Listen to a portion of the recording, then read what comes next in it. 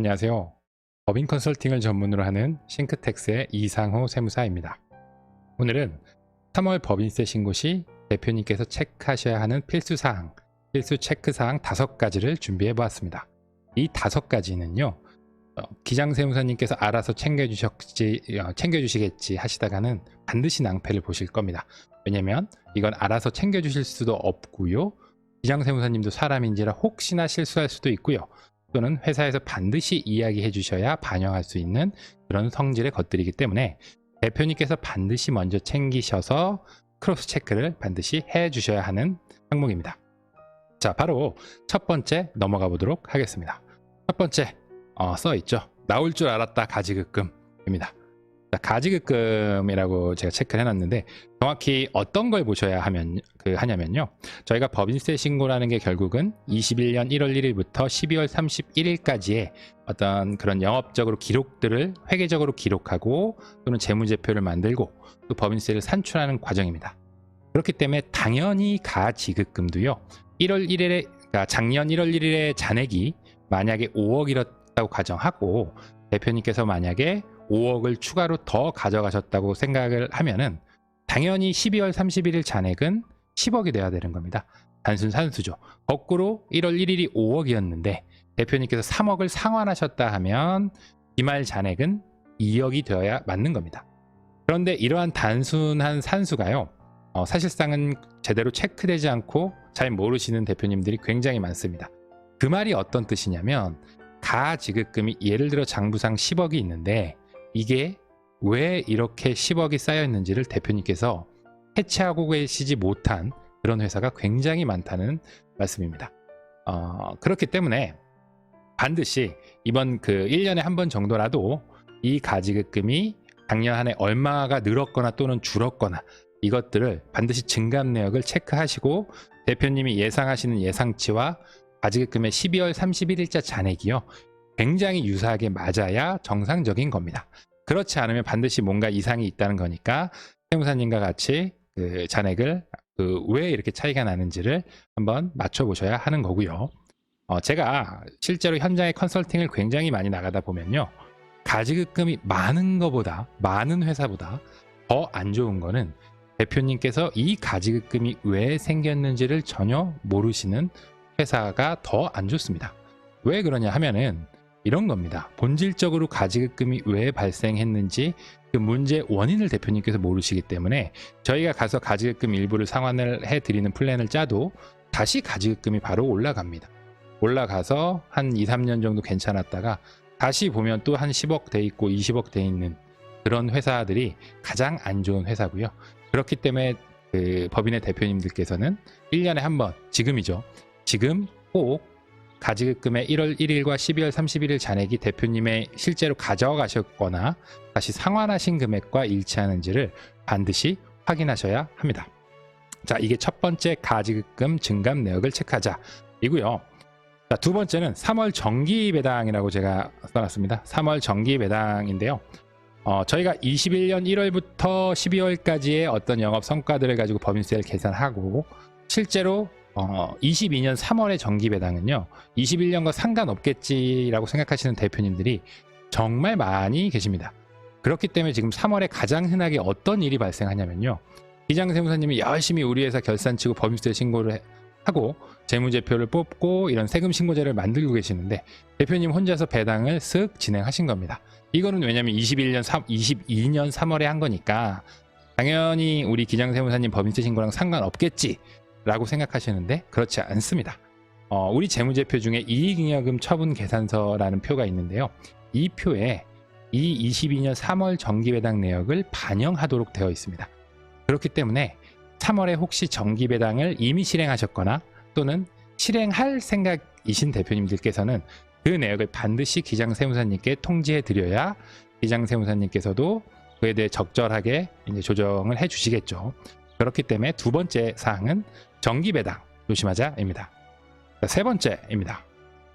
세 번째는 주식 변동 내역입니다.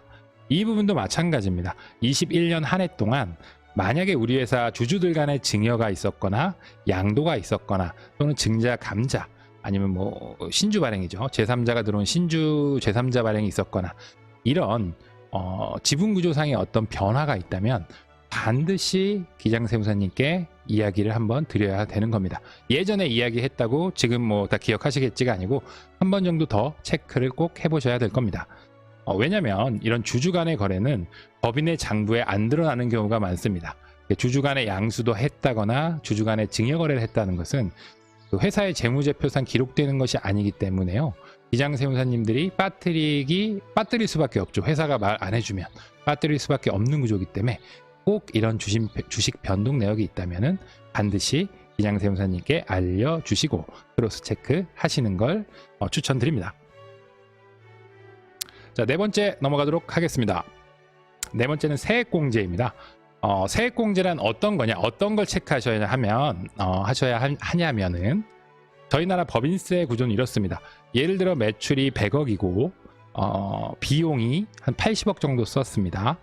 그럼 이익이 20억이고요. 이 20억의 법인세율 20%라고 가정하면 20%를 곱하면 그 세금이 4억이죠. 20억 이익에 세금이 4억. 이렇게 계산된 4억을 세금으로 납부하도록 그 법인세법이 그렇게 규정이 되어 있고요.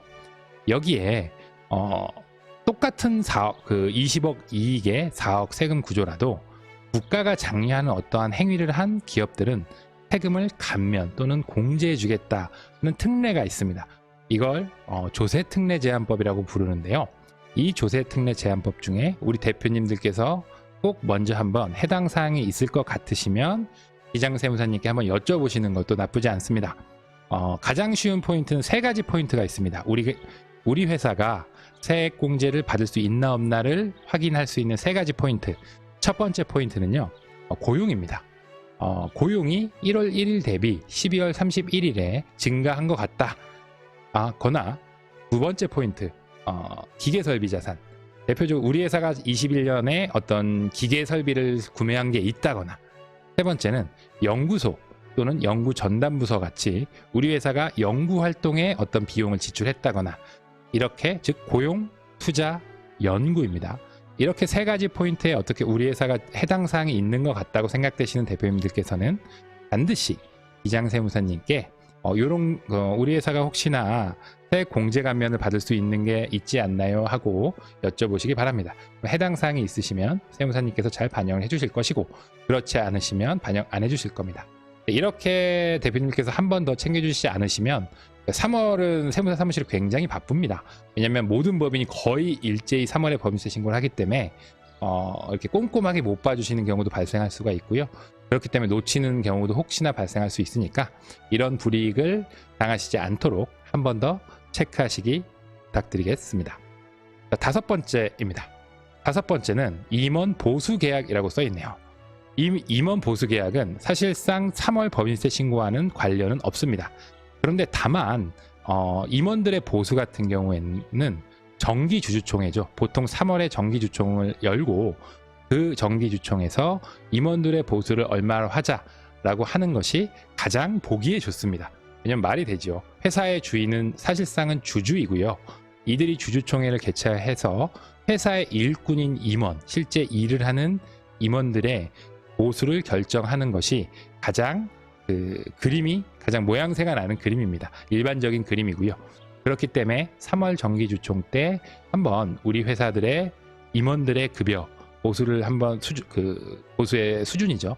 수준을 체크해 보시고 관련한 세금이 어느 정도인지 한번 보시고, 또는 동종업계 대비해서 이게 적정한가, 또는 동일 직급 대비 적정한 급여인가를 한 번 더 꼭 체크를 해 보시고요.